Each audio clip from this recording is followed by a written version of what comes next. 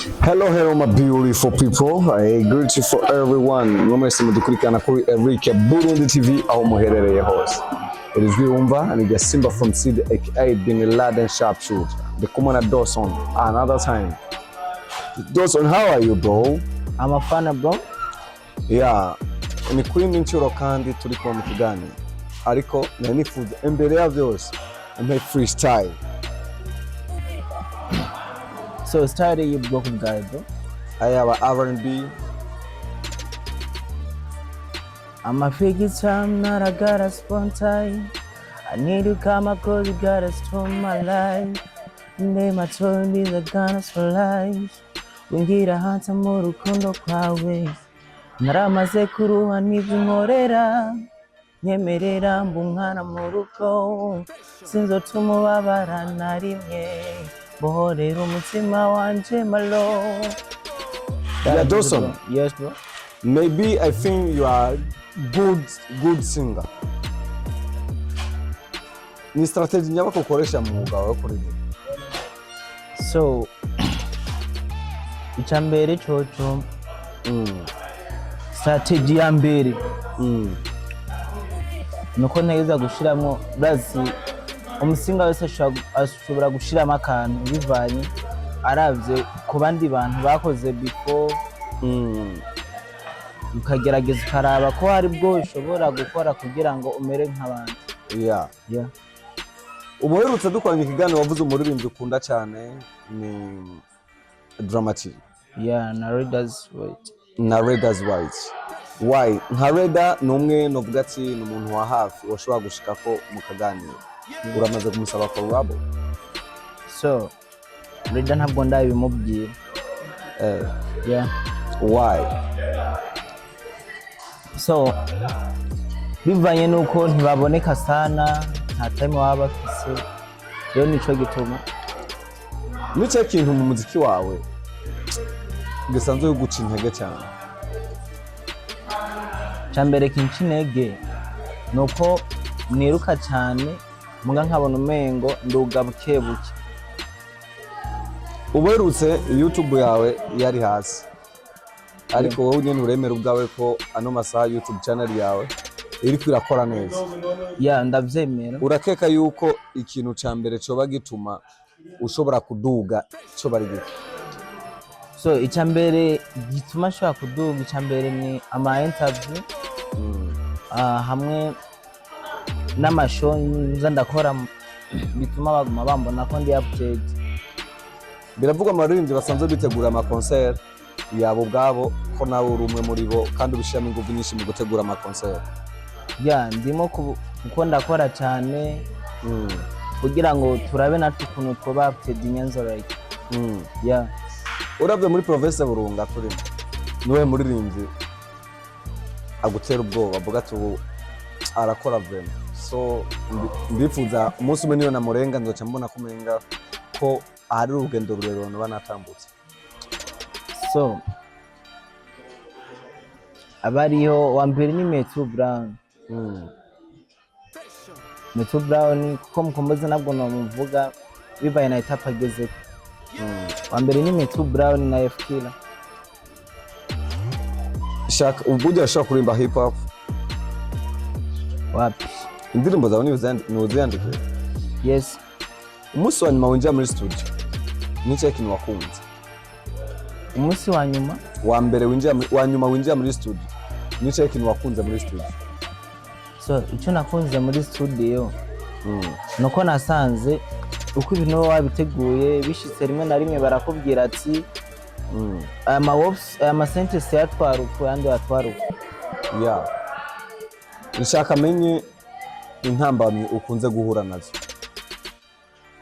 So intambamye ya mbere nuko dukora kandi dufise abadu support tukababura. Iyo ikaba iri nko mu ntambamye zanje za mbere. Hama tukitanga no kwerekana ko dufise impano tugakora cyane kugira ngo turabe afite keko nko basanzwe bafise amahera ko uvuga ati bikaba apiti tuba turi tubafashe muga habona umengo cyo kibazo kindi cyane. Wakira gute mu gihe abandi baririmbyi usanzwe uruta uririmba kwandika n'indirimbo zawe ariko bo bagahitinga maybe ubaruta na strategy ubaruta buri kimwe cyose mugabo bagahitinga wo kaguma uri hajyanye so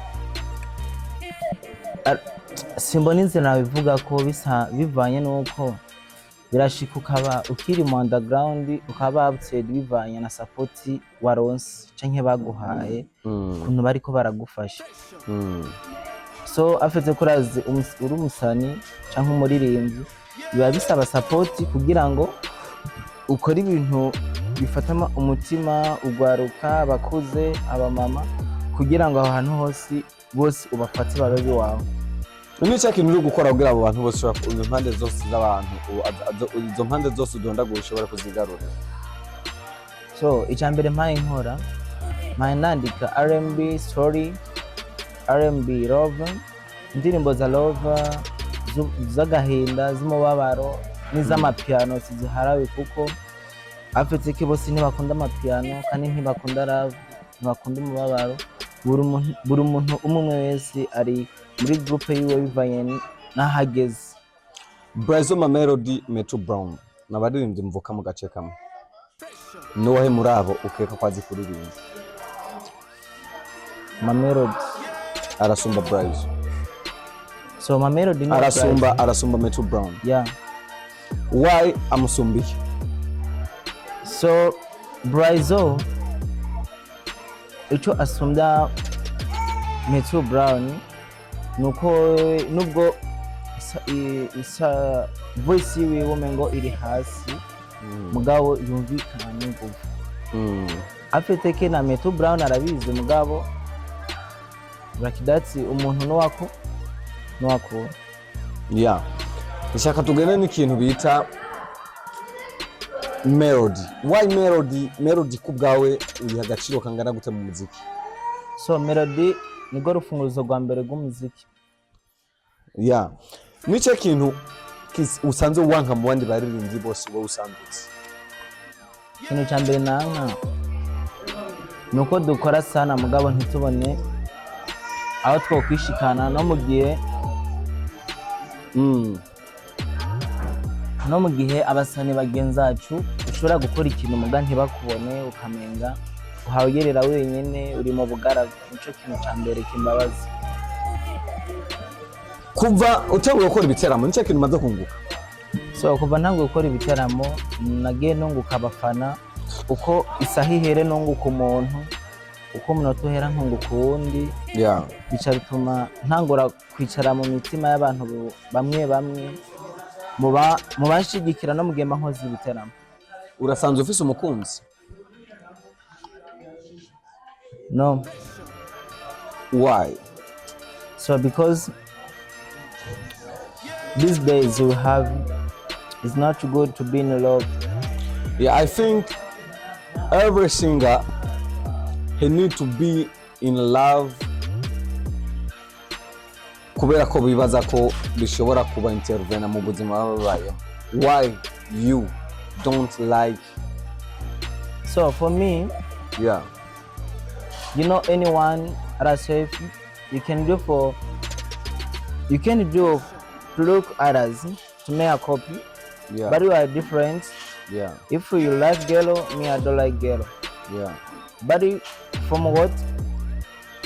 My flashback when I was a child, I was in love. Yeah. I was seeing the many people come to fuck me. You will come to be a crazy because I was have one girl.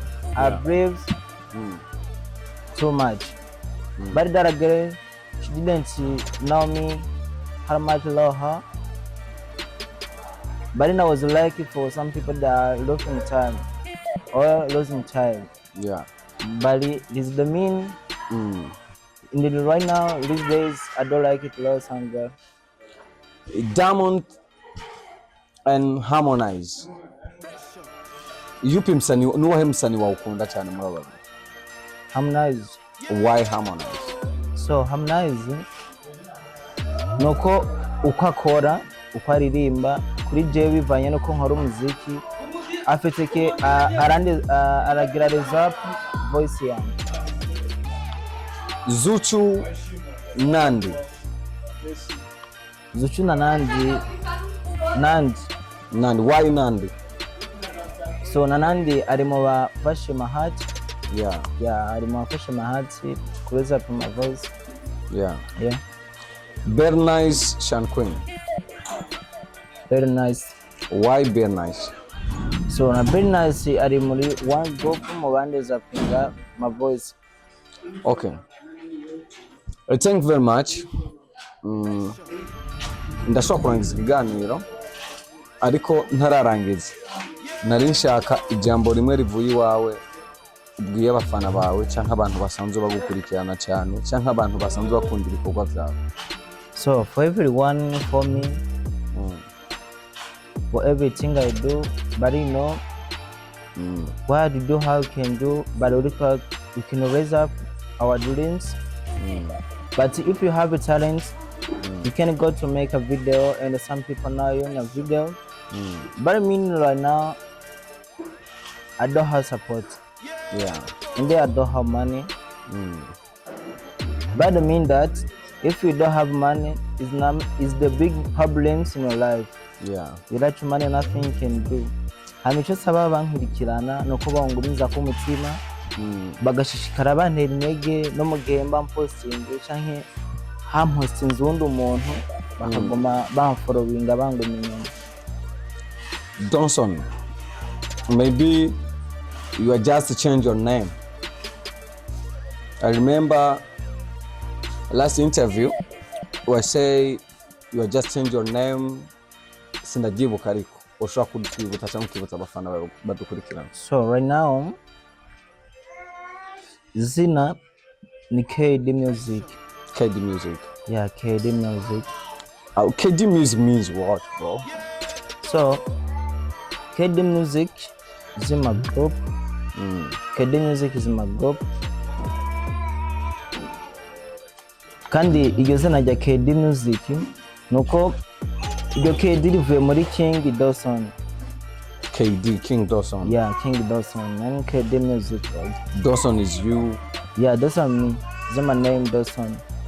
K is King. Yeah, King Dawson. Yeah, King Dawson. Yeah, and thank you very much, bro. I finished this interview. Ndasaba abafana bose ba Eric Burundi TV supporting uno mjene wacu ni KD Music, chain of gani KD Music change King Dawson. Yeah, maybe ni wari imbere ya kamera as Eric Burundi TV and umjene ari very talented. What is a bro? Yeah, yariz urumva ni cyongereza ko kivuga umenga no mwongereza ariko mukurangiza turangiriza kuri freestyle. Sinigera mabuka izo nabonye byanciye intege ariko nizera Imana ko wande izo nkorera ikintu.